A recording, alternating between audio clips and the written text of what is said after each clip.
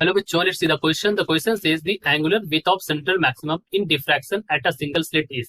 तो हमें बात करनी है यहाँ पर एंगुलर विड्थ किसके बारे में, सेंट्रल मैक्सिमम के बारे में। ठीक है बच्चों, तो इस क्वेश्चन को सॉल्व करने से पहले हम इस क्वेश्चन के की कॉन्सेप्ट के बारे में बात करेंगे। किसके बारे में बात करेंगे?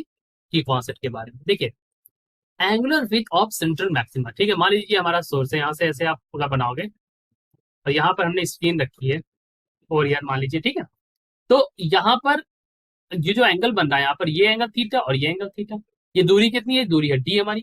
तो हम कह सकते हैं, मतलब स्लिट्स के बीच की दूरी डी है, तो वी कैन से दैट की कॉन्सेप्ट में आपको एक बात समझ में आ जाएगी, that d sine theta is equal to n lambda. ठीक है, ध्यान रखिएगा बच्चों, यहाँ पर इसी जो थीटा है हमारा, थीटा ही हमारा एंगुलर विड्थ है। Theta is your angular width. ठीक है, और डी यहाँ पर क्या है? डी हमारा है स्लिट विड्थ।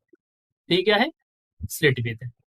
ठीक है, और लेमडा आप जानते हैं, लेमडा हमारी क्या है यहाँ पर? Lambda is our yo wavelength. ठीक है, उन्होंने कहा है angular width of central maximum in diffraction. Central maximum के लिए अगर आप देखें तो साइन थीटा जो है यहाँ पर, that is similar to theta, मतलब थीटा लगभग मान लेते हैं इसको, तो ये वैल्यू बन जाती है डी थीटा, और यहाँ पर एन इज इक्वल टू क्या होता है? 1। तो d theta is equal to 1 into lambda, तो थीटा इज इक्वल टू क्या होता है? Lambda by d. तो यहाँ पर 2 थीटा है, तो 2 theta is equal to 2 lambda by d. तो हमारा आंसर क्या हो जाएगा? The angular width in central maxima at a single slit is equal to 2 theta, that is equal to lambda by d. ये हमारा क्या है? 2 theta is equal to 2 lambda by d. यही हमारा आंसर होगा। तो हमने आपको समझा दिया, this is our answer. I hope you understood it. Best of luck.